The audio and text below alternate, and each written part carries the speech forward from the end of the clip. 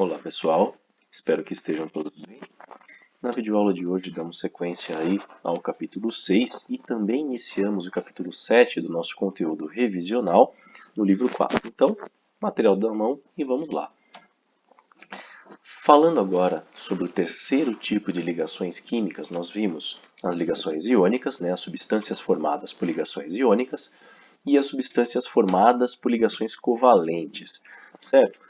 Revendo agora as substâncias metálicas, nós temos que, quando nós temos as ligações metálicas, nós temos um aglomerado de elementos metálicos, tá certo? E os elementos metálicos, os átomos de seus elementos, eles se agrupam de forma bastante peculiar. Lembrando que um metal ele tem a capacidade de perder espontaneamente elétrons dependendo do ambiente. Nesse caso, quando um punhado de átomos metálicos se agrupam no material metálico, é o caso, por exemplo, de um fio de cobre, acontece de todos os átomos perderem ao mesmo tempo seus elétrons de valência, formando cátions, certo? E mantendo seus elétrons perdidos livres para movimentarem-se ao longo de todo o material.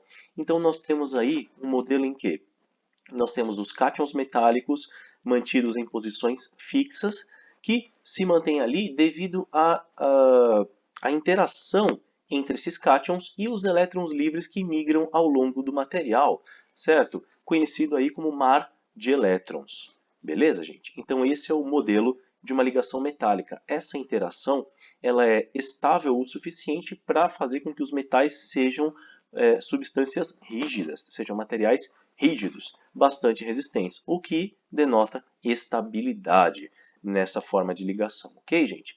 Então, a ligação metálica nada mais é do que um punhado de cátions imersos em um mar de elétrons, ok?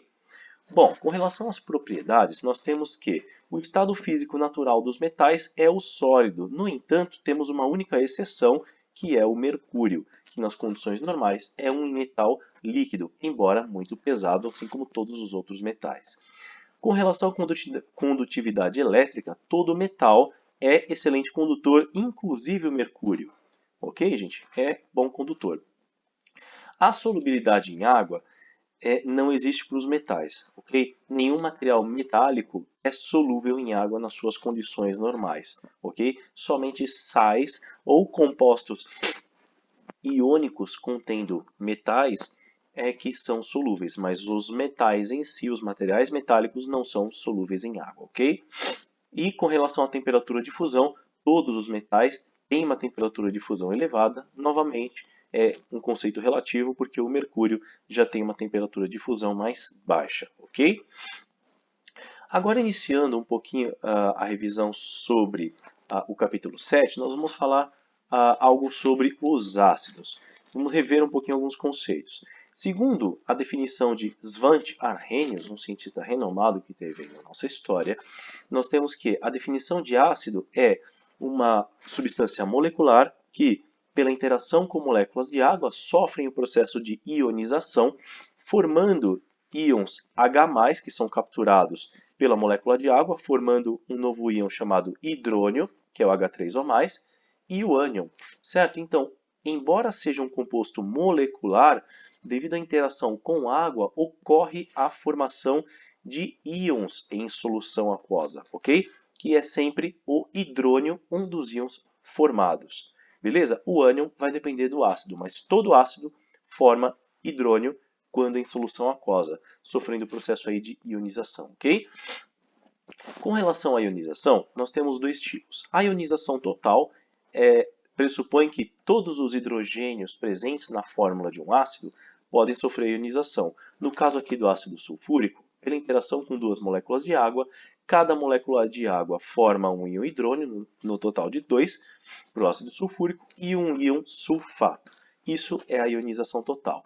No entanto, pode haver a ionização parcial dos mesmos ácidos. Novamente, com o ácido sulfúrico, nós temos que a ionização parcial significa a interação primeiro com uma molécula de água formando hidrônio e o íon hidrogênio sulfato, e em seguida o próprio íon hidrogênio sulfato interage com outra molécula de água, produzindo um novo íon hidrônio e, por fim, o íon sulfato. A reação total de ionização nada mais é do que a soma das duas primeiras, obtendo aí a ionização total. Ok, gente? Bom, e quanto à classificação dos ácidos? Eles são classificados de acordo com a força ácida no seguinte sentido. Aliás, antes de falar sobre a força ácida, né, sobre os hidrogênios ácidos, nós temos os monoácidos, são ácidos que só têm um hidrogênio por fórmula, ok? Os diácidos têm 2 hidrogênios, são o caso do ácido sulfúrico, sulfuroso e sulfídrico. Os triácidos, como o ácido fosfórico e bórico. E os tetrácidos, como o ácido pirofosfórico, ok? Bom, com relação agora à força do ácido, nós temos o que chamamos de grau de ionização, também conhecido como alfa, que nada mais é do que, no caso de um número total de moléculas que sofrem solubilização, ou seja, que são dissolvidas em água, do número total de moléculas dissolvidas, qual é o número de moléculas que sofreu ionização de fato, certo? Então, nós temos aí um percentual das moléculas dissolvidas, todas, quantas sofreram a ionização, formaram os íons hidrônio e os ânions, né? Nesse sentido, nós temos a classificação de um ácido fraco como tendo um alfa menor ou igual a 5%. Um ácido, no caso o ácido cianídrico, é conhecido como um ácido fraco, ok? Esse é o famoso cianureto dos filmes. Um ácido moderado, ele tem o seu alfa entre 5% a 50%. É o caso, por exemplo, do ácido fluorídrico. E um ácido conhecido como forte, ele tem um alfa acima de 50%, tal como o ácido clorídrico, o mesmo que temos no nosso sistema digestivo. Quanto aos oxiácidos, eles têm esse nome porque eles têm oxigênio na fórmula, junto com o outro ametal que forma o ânion composto, certo? E a força de um oxiácido é medida pela diferença entre oxigênios presentes na molécula e os hidrogênios ácidos, certo? Nesse sentido, o primeiro aqui, o ácido bórico, ele tem 3 oxigênios menos 3 hidrogênios, a diferença é igual a zero, portanto temos aí um ácido fraco, que é o ácido bórico, ok? No caso do ácido sulfúrico, 3 oxigênios menos 2 hidrogênios, temos aí um ácido, perdão, esse é o ácido sulfuroso, é um ácido moderado, certo? E para o ácido sulfúrico, que é conhecido como um ácido forte, temos uma diferença de 4 oxigênios menos 2 hidrogênios, uma diferença de 2, portanto, é um ácido forte. Ok, gente? Bom, com relação à nomenclatura, como nós já sabemos, a nomenclatura dos hidrácidos é a mais simples. Ela é baseada na terminação ou sufixo hídrico, junto com o nome do ametal que forma o ácido. Ok? Então, como exemplo, nós temos aí o ácido fluorídrico, que é o ácido que contém flúor. Legal? Somente hidrogênio e flúor.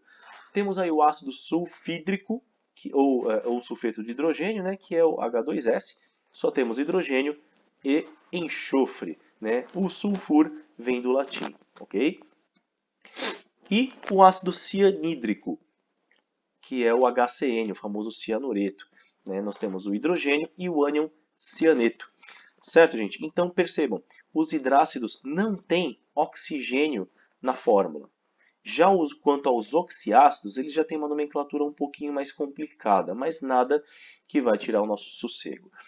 Nós temos aí, a primeira regra de nomenclatura é, quando nós temos um ácido, como por exemplo o ácido clórico, nós temos que, como ele é formado a partir de cloro e 3 oxigênios, ele é o clórico porque temos o elemento formador do ácido, no caso é o cloro, que associado ao oxigênio, de acordo com o número de oxigênios, a terminação é ico, quando nós temos 3 oxigênios ligados ao cloro. Ok? Quando temos um oxigênio a mais, nós inserimos aí, após o ácido e antes do cloro, nós inserimos o prefixo per, que é o caso do ácido perclórico, como ele tem um oxigênio a mais do que o ácido clórico. Ok? Existe também o caso em que a fórmula tem um oxigênio a menos. Então, ao invés de terminar em ico, termina em oso, que é o caso aí do ácido cloroso, que tem um oxigênio a menos do que o ácido clórico. Ok? E se tiver 2 oxigênios a menos ainda do que o ácido clórico, inserimos o prefixo hipo, que significa menos, é o caso do ácido hipocloroso, ok? Tem 2 oxigênios a menos do que a fórmula do ácido clórico. Percebam, o ácido clórico é a referência. O mesmo acontece para o ácido brômico, ácido perbrômico, bromoso e hipobromoso, tá? E com o iodo também acontece, ok, gente? Alguns ácidos bastante peculiares são, como por exemplo o ácido sulfúrico e sulfuroso, eles têm a adição de 2 letras aí no nome, que são o U e o R, antes do ico ou antes do oso, certo? Também acontece com o ácido fosfórico, o ácido fosforoso e o hipofosforoso. Eles têm aí a adição de 2 letras, que são o O e o R. Beleza então, gente? Bom, espero que tenham entendido, espero que tenham gostado. Até a nossa próxima videoaula e que a força esteja com vocês. Valeu, pessoal. Até a próxima.